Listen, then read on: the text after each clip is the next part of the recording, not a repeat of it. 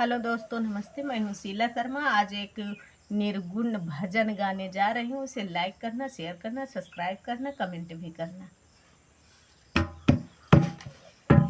कहाँ गिर गए झूला